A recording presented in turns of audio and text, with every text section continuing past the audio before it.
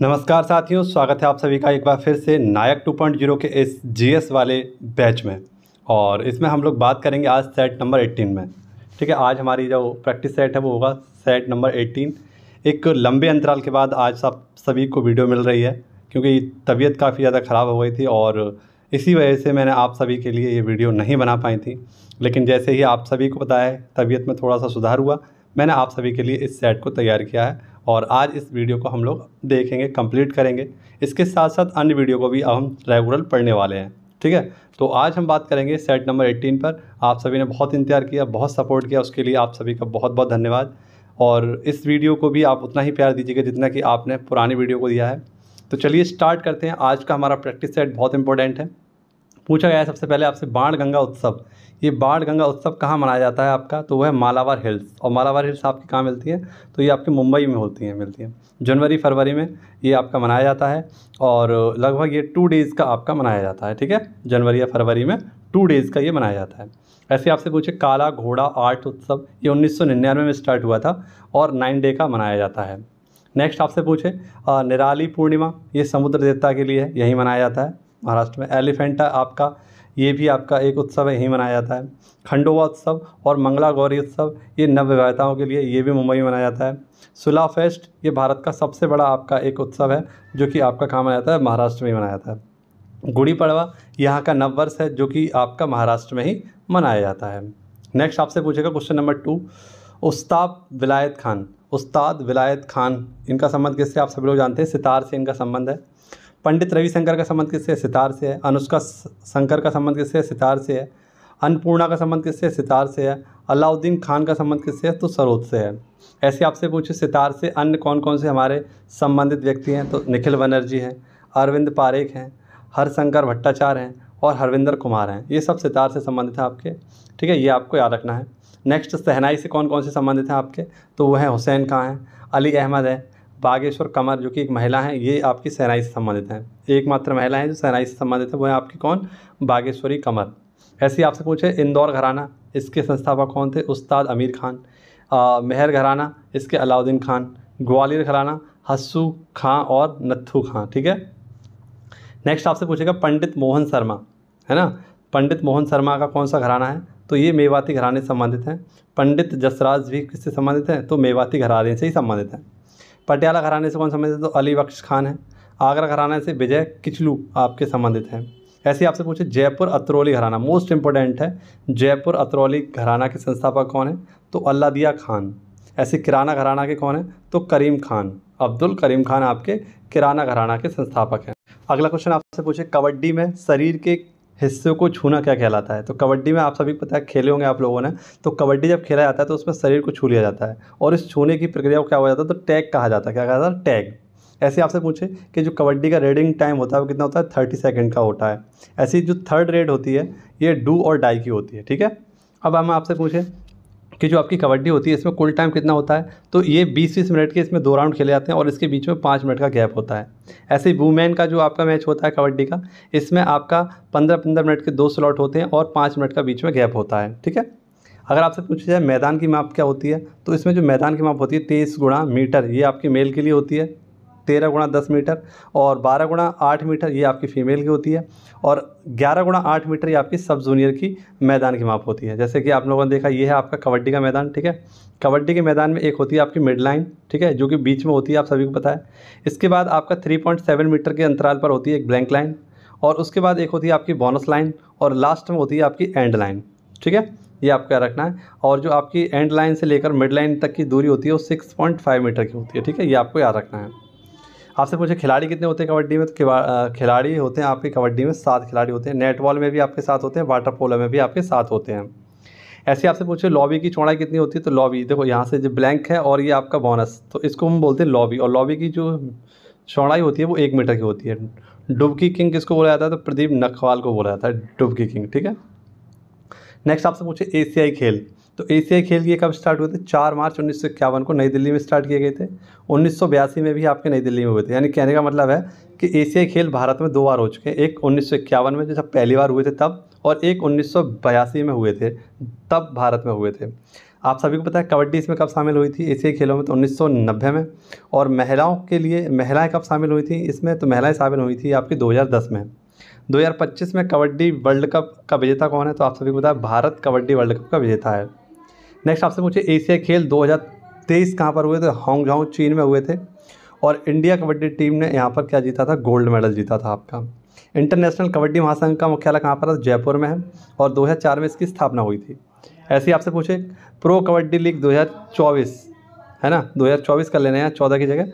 2024 में सर्वाधिक जो आपकी विजेता रहा है वो कौन रहा है, तो पटना पायरेट्स, ये 3 बार आपका विजेता रहा है। और 2024 का विजेता कौन था, तो पटना पायरेट्स ही था। नेक्स्ट आपसे पूछे स्थलाकृति नक्शे में रेल लाइन टेलीफोन लाइन रंग कैसा होता है, तो स्थलाकृति जो नक्शा होता है आप सभी को पता है, इसमें रेल लाइन और टेलीफोन लाइन का जो रंग होता है वो कैसा होता है, काला होता है। ऐसे ही झीलें कैसे रंग से दर्शाई जाती हैं, तो नीले रंग से। सड़कें लाल रंग से दर्शाई जाती हैं। चट्टानें भूरे रंग से दर्शाई जाती हैं। मानचित्र पर जो दूरी होती है उसको क्या बोलते हैं, कर्वी मीटर बोलते हैं। क्या बोलते हैं, कर्वी मीटर। और मानचित्र के अध्ययन को क्या बोला जाता है, तो कार्टोग्राफी बोला जाता है। ठीक है, कार्टोग्राफी बोला जाता है मानचित्र के अध्ययन। अगला क्वेश्चन है साथियों हमारा पुस्तकों से संबंधित है और काफ़ी इंपॉर्टेंट पुस्तकें हैं, आप सभी लोग उनको अच्छे से रिवाइज करिएगा। पूछा गया है फ्रीडम इन एक्सेल, तो ये फ्रीडम इन एक्सेल किसकी पुस्तक है, तो ये दलाई लामा जी की। और ये 14वें नंबर के दलाई लामा है आपके। ये भारत कब आए थे, तो 1959 में ये भारत आए थे। ठीक है, इनको 2023 में रेमन मैग्सेसे पुरस्कार से भी सम्मानित किया गया है। 1989 में इनको नोबेल पुरस्कार से भी सम्मानित किया गया है। और 2025 में इन्हें गोल्डन मरकरी अवार्ड भी दिया गया है। ठीक है, किसको, दलाई लामा जी को, याद रखना है। ऐसे वॉइस ऑफ वॉइसलेस, ये किसकी पुस्तक है, दलाई लामा की है। एन ओपन हार्ट, ये भी किसकी है, दलाई लामा जी की पुस्तक है। द बुक ऑफ जॉय, ये भी पुस्तक किसकी, दलाई लामा जी की है। तो दलाई लामा की ये चारों पुस्तक आपको याद रखनी है, काफ़ी ज़्यादा इंपॉर्टेंट है। एसएससी ने काफ़ी बार इन पुस्तकों को पूछा भी है आपसे। ठीक है, नेक्स्ट आपसे पूछे the long walk to freedom, ये किसकी है, नेल्सन मंडेला की है। काफ़ी इंपॉर्टेंट पुस्तक है। अ प्रॉमिस लैंड, ये बराक ओबामा जी की पुस्तक है। ड्रीम्स फॉर माय फादर, ये भी पुस्तक किसकी है, बराक ओबामा। बराक ओबामा कौन है, तो आप सभी को पता है पूर्व राष्ट्रपति हैं आपके, पूर्व राष्ट्रपति हैं अमेरिका के। ठीक है, नेक्स्ट आपसे पूछेगा वॉरेन हेस्टिंग्स। वॉरेन हेस्टिंग्स के बारे में अगर आपसे पूछा जाए तो ये अरबी, फारसी, बंगाली भाषा का जानकार था। और रेगुलेटिंग एक्ट जो आपका आया था ये इसी के शासनकाल में आया था 1773 में। और रिंग फेंस की नीति ये कौन लाया था, तो वॉरेन हेस्टिंग्स ही लाया था। ऐसे आपसे पूछे हस्तक्षेप की नीति कौन लाया था, तो जॉन सोर लाया था। स्थायी बंदोबस्त जो 1793 में आया था ये आपका कौन लाया था, कॉर्नवालिस, जिसे सिविल सेवा का जनक और पुलिस व्यवस्था का जनक भी बोला जाता है। दास प्रथा, ये इसका अंत किसने किया था, तो लॉर्ड एलन ने किया था। प्रेस का मुक्तिदाता किसे बोला जाता है, तो चार्ल्स मेटकॉफ को बोला जाता है। सती प्रथा का अंत किसने किया था, तो विलियम बेंटिंग ने किया था और राजा राम मोहन की सहायता से किया था। सर्वोपरि की नीति ये कौन लाया था, तो हेस्टिंग्स लाया था। कौन लाया था, हेस्टिंग्स लाया था। नेक्स्ट क्वेश्चन नंबर 9 देखेंगे हमारा क्या कह रहा है आपसे। पूछा गया है किस वायसराय की हत्या अंडमान निकोबार में भ्रमण करते समय की गई, तो आप सभी को पता है एक व्यक्ति है जिसका नाम है लॉर्ड मेयो। आप सभी लोग जानते होंगे 1872 में ये आपका क्या था, इसी के द्वारा क्या किया गया था, तो लॉर्ड मेयो के द्वारा 1872 में जनगणना की शुरुआत की गई थी भारत में। और इसकी हत्या अंडमान निकोबार में जब ये घूम रहा था तब इसकी हत्या कर दी गई थी। ठीक है, एक अफगानी के द्वारा। इसने अजमेर में क्या किया था, तो मेयो कॉलेज की स्थापना की थी। कृषि विभाग की स्थापना इसने की थी। और प्रथम अनियमित जो जनगणना थी आपकी 1872 में वो इसी के शासनकाल में हुई थी, लॉर्ड मेयो के शासनकाल में।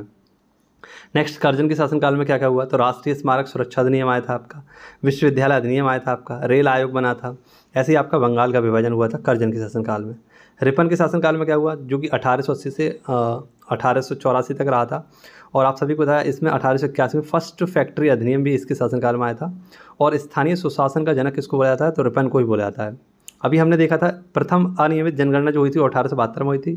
और इसी के शासनकाल में 1881 में क्या हुआ था आपका, तो पहली आपकी 10 के आधार पर जो जनगणना थी उसका आरंभ किया गया था रिपन के शासनकाल में। ठीक है, आगे की क्वेश्चन मोस्ट इंपॉर्टेंट है तो पूरी वीडियो को अंत तक अवश्य देखिएगा। वीडियो अच्छी लगे तो आप लोग वीडियो को लाइक करिएगा, चैनल पर नए आए हो तो चैनल को सब्सक्राइब करिएगा। ठीक है, नेक्स्ट आपसे पूछे स्थानीय शासन, तो स्थानीय स्वशासन का जनक कौन था, तो मैंने अभी बताया आपको रिपन था। सहायक संधि कौन लेकर आया था, तो वेलेजली लेकर आया था।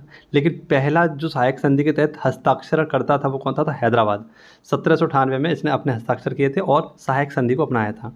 राज्य अपहरण नीति कौन लेकर आया था, तो डलहौजी। और डलहौजी की राज्य अपहरण नीति या इसी को हम हड़प की नीति बोलते हैं, इसके तहत सबसे पहले किसको हड़पा गया था, तो 1848 में जो महाराष्ट्र में एक राज्य है आपका सतारा, इसको हड़पा गया था। ऐसे आपसे पूछे स्थायी बंदोबस्त, स्थायी बंदोबस्त कौन लाया था, लॉर्ड कॉर्नवालिस लाया था। इसी को हम लोग नागरिक सेवा का जनक, पुलिस सेवा का जनक इसको बोला जाता है। ठीक है, अगला क्वेश्चन आपसे पूछे प्रेस से प्रतिबंध हटाना, तो किसने हटाया था? प्रेस से प्रतिबंध किसने हटाया था? चार्ल्स मेडकॉफ ने हटाया था। बंग विभाजन या बंगाल विभाजन जिसे हम बोलते हैं कर्जन के शासनकाल में हुआ था। भारतीय राष्ट्रवाद का उत्प्रेरक इसको बोला जाता है। औरंगजेब से इसकी तुलना की है गोपाल कृष्ण गोखले के द्वारा इसकी औरंगजेब से तुलना की गई है। बंगाल में दोहरा शासन रॉबर्ट क्लाइव ने लगाया था, यानी जिसे हम द्वैत शासन कहते हैं। अंग्रेजी शिक्षा का विकास किसके शासनकाल में हुआ? तो बेंटिंग के शासनकाल में हुआ था। नेक्स्ट आपसे पूछे एकमात्र यहूदी वायसराय कौन था? तो वो था लॉर्ड रीडिंग। 1821 से 1826 तक ये आपका रहा था और एकमात्र यहूदी आपका वायसराय था। नेक्स्ट आपसे पूछे अगला क्वेश्चन है आपका मुख्य चुनाव आयुक्त की पदावधि क्या होती है? तो 6 से 65 वर्ष की आयु इसकी पदावधि होती है। अन्य जो आपके सदस्य होते हैं उनकी आयु होती है 6 से 62 वर्ष और इनकी नियुक्ति कौन करता है? तो भारत के राष्ट्रपति इनकी नियुक्ति करते हैं। मुख्य चुनाव आयुक्त वर्तमान में कौन है आपके? तो वो 26वें नंबर के आपके नए मुख्य चुनाव आयुक्त बने हैं, वो है कौन? आपके ज्ञानेश कुमार जी। इनके बारे में आपको याद रखना है, करंट अफेयर का क्वेश्चन है अपॉइंटमेंट से। नेक्स्ट आपसे पूछे निर्वाचन आयोग को 3 सदस्यीय आयोग कब बनाया गया? तो निर्वाचन आयोग को 3 सदस्यीय आयोग बनाया गया था 1989 में, ठीक है। पुनः 3 सदस्यीय समिति कब बनी थी? तो ये आपकी 1993 में। समिति कौन सी थी आपकी? तो दिनेश गोस्वामी समिति थे। पहले अध्यक्ष कौन थे इसके? तो सुकुमार सेन थे। पहली महिला अध्यक्ष BS रमा देवी और वर्तमान में 26वें नंबर के अध्यक्ष कौन है? तो ज्ञानेश कुमार, अभी हमने बात की थी। निर्वाचन आयोग की स्थापना कब हुई थी? तो 25 जनवरी। कब? 25 जनवरी 1950 को इसकी स्थापना हुई थी, इसीलिए 25 जनवरी को हम लोग क्या मनाते हैं? राष्ट्रीय मतदाता दिवस मनाते हैं। ये यहाँ पर आपका लिखा हुआ है। नेक्स्ट आपसे पूछे आचार संहिता, क्या पूछा गया आपसे? पूछा गया आपसे आदर्श आचार संहिता ये 48 घंटे राजनीतिक दल घोषणा पत्र नहीं आता है तब उसके बाद आपकी स्थापित की जाती है। वोट एज जो आपकी 21 वर्ष से 18 वर्ष थी, ये 61वें संविधान संशोधन के तहत की गई थी। और EVM जो आप सभी लोग जानते हैं इलेक्ट्रॉनिक वोटिंग मशीन जो होती है 1982 में परूर विधानसभा जो केरल में है, यहाँ से इसको पहली बार इस्तेमाल किया गया था, ठीक है। अगला क्वेश्चन आपसे पूछेगा वित्त आयोग। तो वित्त आयोग के अध्यक्ष, पहले वित्त आयोग के अध्यक्ष थे आपके KC नियोगी जी। 1951 में पहला वित्त आयोग आया था। कौन सा आर्टिकल होता है वित्त आयोग के लिए? तो आर्टिकल 280 है ना, ये आपका आर्टिकल है, आर्टिकल 280। और 15वें वित्त आयोग के अध्यक्ष कौन है? तो NK सिंह है। 16वें वित्त आयोग के अध्यक्ष होंगे आपके अरविंद पनगड़िया जी, ठीक है। और आपसे पूछेगा बाल्टिक देश कौन कौन से आपके? तो बाल्टिक देश है एस्टोनिया, है ना, और लातविया और लिथुआनिया। इनकी राजधानी है भी आप लोग यहाँ पर देख लीजिए, जैसे एस्टोनिया की राजधानी है तल्लिन, लातविया की राजधानी है रीगा और लिथुआनिया की राजधानी है आपकी विल्नस।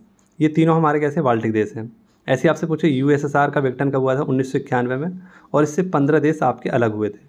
ऐसे आपसे पूछे स्वर्णिम अर्धचंद्र, ये स्वर्णिम अर्धचंद्र में कौन कौन से देश आते हैं? तो ये आपका अफगानिस्तान, पाकिस्तान और ईरान। ऐसे आपसे पूछे हॉर्न ऑफ अफ्रीका, इसमें कौन कौन से देश आते हैं? तो वो है सोमालिया, जिबूती, इरिट्रिया और इथोपिया। ऐसे आपसे पूछे वेलनिक्स देश कौन कौन से हैं?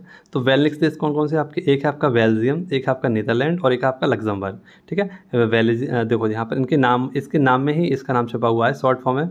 बे फॉर आपका होगा बेल्जियम, ने फॉर हो गया आपका नीदरलैंड और लक्स से हो गया आपका लग्जमबर्ग, ठीक है।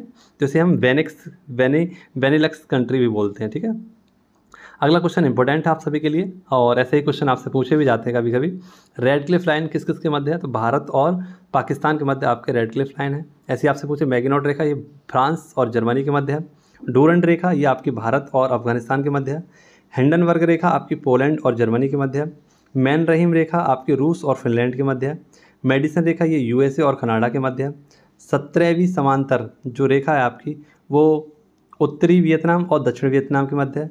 20वीं जो समांतर रेखा है आपकी उत्तरी और दक्षिणी सूडान के मध्य है। 31वीं जो है वो इराक और ईरान के मध्य है।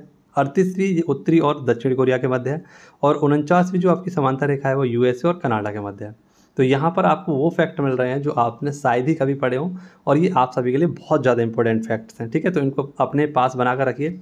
देखिए आप सभी के लिए एक पेड ग्रुप मैंने बनाया है जिसमें आपको जो भी इंपॉर्टेंट PDFs रहती हैं, है ना, वो यहाँ पर आपको प्रोवाइड हो जाएंगी। तो बहुत ही कम रुपए में आप सब लोग इस पेड ग्रुप को ज्वाइन कर सकते हैं। नीचे आपको टेलीग्राम लिंक दिया गया है, वहाँ से आप लोग जो ग्रुप एडमिन्स हैं उनसे जानकारी लेकर इस पेड ग्रुप को ज्वाइन कर सकते हैं, है ना। वो आपकी इच्छा के अनुसार आप पर डिपेंड करेंगे, आप ज्वाइन करना चाहते हैं नहीं करना चाहते हैं, लेकिन इंक्वायरी के साथ आप उसको एक बार बात करके देख लेना और पूछ लेना इसमें आपके लिए क्या क्या बेनिफिट रहने वाला है, ठीक है।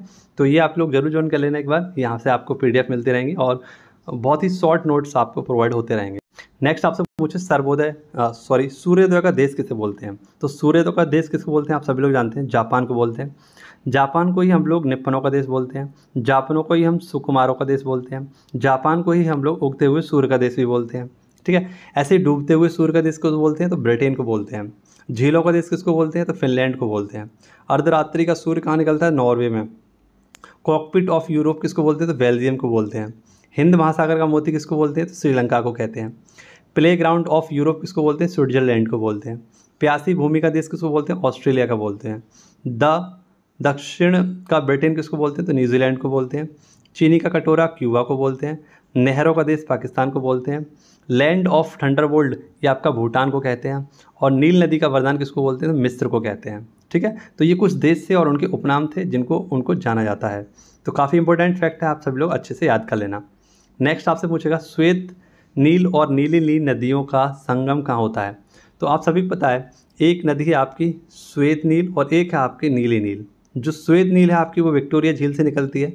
ठीक है, और जो आपकी नीली नील है ये आपकी टाना झील से निकलती है। ये टाना झील आपकी इथोपिया में है और विक्टोरिया झील ये आपकी 3 देशों से लगभग इसकी सीमा लगती है। और ये दोनों आगे चलकर कहाँ पर? तो खार्तूम जो कि सूडान की राजधानी है यहाँ पर आकर मिल जाती हैं और यहीं से ये क्या बन जाती है? नील नदी बन जाती है। ऐसे ही आपसे पूछेगा कि पेरिस किस नदी किनारे बसा हुआ है? तो सीन नदी किनारे बसा हुआ है। लंदन किस नदी किनारे बसा हुआ है? तो थेम्स नदी किनारे बसा हुआ है। बर्लिन स्प्री नदी के, न्यूयॉर्क हडसन नदी के, पर्थ स्वान नदी के, सिडनी डार्लिंग नदी के, रंगून इरावती नदी के, बुडापेस्ट डैन्यूब नदी किनारे बसा हुआ है। ठीक है, नेक्स्ट आपसे पूछे हाइपर मार्केट। हाइपर मार्केट किसको कहते हैं? तो एक खुरदरा मार्केट होता है, प्रतिष्ठान होता है जो एक डिपार्टमेंट स्टोर और ग्रॉसरी आपकी जो सुपर मार्केट ग्रॉसरी होती है उसको क्या करता है? एक साथ जोड़ता है। ठीक है, तो इसको हम क्या बोलते हैं? हाइपर मार्केट बोलते हैं। ऐसे EPFO क्या है? तो EPFO आप सब लोग जानते होंगे, इसको बोलते हैं कर्मचारी भविष्य निधि आपका फंड, इसको हम लोग बोलते हैं। और इसकी स्थापना 4 मार्च 1952 को हुई थी। इसके लिए एक्ट आया था 1952 में। कर्मचारी जमा लिंक्ड बीमा ये इससे संबंधित है। कर्मचारी पेंशन बीमा योजना इसी के अंतर्गत आती है और कर्मचारी भविष्य निधि जो है आपका वो इसी के अंतर्गत रहता है। तो इसको आप लोग याद रखना। EPFO की स्थापना कब हुई थी? 4 मार्च 1952 को हुई थी। अगला क्वेश्चन आपसे पूछता है प्रदान की गई सेवाओं के एवज में सेवानिवृत्ति के समय नियोक्ता द्वारा कर्मचारी को दी जाने वाली राशि को क्या कहते हैं? तो आप सभी को पता है जब सेवाओं को एवज में किसी भी व्यक्ति की सेवानिवृत्ति हो जाती है तो कर्मचारी को कुछ राशि दी जाती है, तो उसे हम लोग क्या बोलते हैं? उपदान बोलते हैं। क्या बोलते हैं? उपदान। ऐसी उपदान संदाय अधिनियम कब आया था आपका? तो 1972 में आया था। और नेशनल पेंशन स्कीम जो आई थी आपकी वो 1 जनवरी 2004 को इसको लागू किया गया था। ऐसे आपसे पूछे स्वयं मिशन स्वयं योजना ये कब आई थी? शिक्षा का अधिगम और समानता में गुणवत्ता लाने के लिए इसको लाया गया था 9 जुलाई 2017 को। डिजिटल इंडिया ये आपका कब आया था? 1 जुलाई 2015 को लाया गया था। नेक्स्ट आपसे पूछेगा क्वेश्चन नंबर 24, ऊनी कपड़े शरीर को जाड़े में गर्म रखते हैं। ऊन ऊषा का क्या है? तो ऊन जो है ऊष्मा का क्या है? कुचालक है, इसलिए ऊन क्या करता है? ऊनी कपड़े शरीर को गर्म रखते हैं सर्दियों में। pH स्केल के बारे में बात कर लेते हैं थोड़ा सा। तो pH स्केल की जो खोज की थी सोरेनसन ने 1900 इसका आविष्कार किया था। खोज नहीं, pH स्केल का जो आविष्कार किया था वो सोरेनसन ने 1909 में किया था। लार जो भोजन से पहले हम लोग करते हैं, लार जो होती है हमारी भोजन से पहले की, इसका जो pH वैल्यू होती है वो 7.4 होती है। और जो खाने के बाद लार की जो pH वैल्यू होती है वो 5.8 हो जाती है। ऐसी कॉफ़ी का pH वैल्यू 6 होता है, और टमाटर के रस का 4.5 होता है, समुद्री जल का 8.5 होता है, रक्त का 7.4 आपका pH वैल्यू होता है, छिरके का 2.4 से 3 आपका pH होता है, मूत्र का 6 पॉइंट होता है आपका 0, और दूध का होता है 6.4, आंसू का होता है 7.4, NaOH का होता है 14 और इनो का होता है आपका लगभग आपका 10.5। ठीक है, तो ये हमारे सब क्या है? pH वैल्यू है, आपको याद रखनी है। नेक्स्ट आपसे पूछे कार्ल एंड स्टीनर। आप सब लोग जानते हो कार्ल एंड स्टीनर के बारे में। इन्होंने रक्त समूह के वर्गीकरण की खोज की थी 1980 में। और आप सभी को पता है इन्होंने 4 वर्ग में रक्त समूह को बांटा था, A, B, AB और O। O होता है जो सर्वदाता होता है और AB जो होता है आपका सर्वग्राही होता है। रक्त परिसंचरण की खोज किसने की थी? तो आप सब लोग जानते हो विलियम हार्वे ने 1628 में रक्त परिसंचरण की खोज की थी। अगला क्वेश्चन आप सभी के लिए मोस्ट इंपोर्टेंट है, धमनियों जो धमनियाँ होती हैं आपका, इनमें रक्त वहन होता है कैसा, तो रक्त वहन करता है ऑक्सीजन के साथ। और सबसे बड़ी जो धमनी हमारी कौन सी, महाधमनी, जिसे हम बोलते हैं ऑर्बिटा। ठीक है। आईफा अवार्ड्स 2025, ये करंट अफेयर का क्वेश्चन है, इंपॉर्टेंट है, आप सब लोग इसको अच्छे से याद रखना। आईफा अवार्ड, इसमें बेस्ट फिल्म का अवार्ड दिया गया था लापता लेडीज़ को। बेस्ट एक्ट्रेस का अवार्ड दिया गया था आपका कीर्ति आर्यन को दिया गया था भूल भुलैया के लिए। बेस्ट एक्ट्रेस का अवार्ड दिया गया नितासी गोयल को लापता लेडीज़ के लिए। और बेस्ट डायरेक्टर का अवार्ड दिया गया था किरण राव को लापता लेडीज़ के लिए। ऐसे इसका आयोजन कहाँ किया गया था, तो जयपुर में किया गया था। और सिल्वर जुबली जो आपकी थी 2025 में इसको मनाया गया था। और पहली बार ये कब मनाया गया था, तो 2000 में मनाया गया था लंदन में। ठीक है, तो आप लोग याद रखना आईफा अवार्ड्स 2025 के बारे में। बेस्ट फिल्म कौन सी आपकी, लापता लेडीज़। LL का मतलब यहाँ पर क्या है, लापता लेडीज़। ठीक है। एक और क्वेश्चन आपका करंट अफेयर का, ये आपसे पूछा जाए कि विश्व जूनियर शतरंज चैंपियनशिप 2025 का विजेता कौन है, तो वो है आपका प्रणव वेंकटेश। विश्व जूनियर आपका चैंपियनशिप। ऐसे पूछे आपसे महिला कौन है आपकी, तो अन्ना। और अन्ना कहाँ की है, रूस की हैं। ऐसी 86वें ग्रैंड मास्टर कौन है आपके, तो LR हरी। कौन है, LR हरी आपके क्या हैं, तो 86वें ग्रैंड मास्टर हैं। इंडियन ओपन स्क्वैश 2025 में महिला विजेता कौन है, तो वह है आपकी अनाहत सिंह। कौन है, अनाहत सिंह। इंपॉर्टेंट है, आप लोग याद रखना। नेक्स्ट आपसे पूछे time magazine women of the year 2025 की लिस्ट में कौन शामिल की गई है, तो वह है आपकी पूर्णिमा देवी बर्मन। आप सभी लोग जानते होंगे पूर्णिमा देवी बर्मन को time magazine women of the year 2025 की लिस्ट में शामिल किया गया था। और टाइम मैगजीन ये कब आई थी आपकी, तो 1923 में आई थी। किसके द्वारा लाया गया था, तो लुइस के द्वारा लाया गया था। विटली अवार्ड 2024 से भी किसको सम्मानित किया गया, तो पूर्णिमा देवी बर्मन को किया गया था। और हरगिला आर्मी की संस्थापक कौन थी, तो वो आपकी पूर्णिमा देवी वर्मा थी। ऐसे ही 2-4 क्वेश्चन और आपसे पूछे। BCC sports women of the year कौन है, तो मनु भाकर हैं। ऐसे BCC para sports women of the year कौन है, तो अवनी लेखरा हैं। Laureus sports women of the year कौन है, तो वो हैं सिमोन बाइलस। ठीक है, तो ये सारे के सारे करंट अफेयर क्वेश्चन आपको याद रखने हैं। अब हम लोग देख लेते हैं हमारा HW क्या है। तो ये क्वेश्चन हमारे आपके 5 रिवीजन क्वेश्चन है। जैसे आपसे पूछे बिस्मिल्लाह खां को पद्म विभूषण कब दिया गया था, तो 1980 में दिया गया था। A band in the river, ये बुक किसकी है, तो BS नायपॉल की है। पंचायतों की अवधि किस अनुच्छेद में है, तो 243E में आपके पंचायतों की अवधि के बारे में बताया गया है। ऐसे आपसे पूछे भारतीय स्वतंत्रता विधेयक कब पारित हुआ था, तो 4 जुलाई 1947 को। और तजाकिस्तान की राजधानी क्या है, तो दुशांबे इसकी राजधानी है। HW क्या है, विटली गोल्ड अवार्ड 2025 किसे मिला है, इसके बारे में आपको बताना है। विटली गोल्ड अवार्ड 2025 ये किसे प्रदान किया गया है, इसके बारे में आपको बताना है।